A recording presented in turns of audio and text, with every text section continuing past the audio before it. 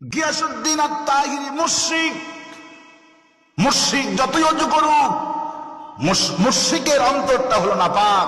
কারণ এই মুশরিক ওয়াজ মাহফিলের নামে মানুষকে আল্লাহর দিকে ডাকা বাদ দেয়া, মানুষকে নাচছে গান গায়, এনার যে ভণ্ডামি কয়েকটা বছর ধরে চলছে, যাতে কি গোমরা করে ফেলে দিল। ওই সমস্ত বন্ধুদের বলবো, ওই সমস্ত ভাইদেরকে বলবো যারা এই ভণ্ড তাহিরি অনুসরণ যারা করেন, কিয়ামতের দিন কিন্তু এই ভণ্ডর পেছনে আপনাদেরকে লাইন ধরতে হবে।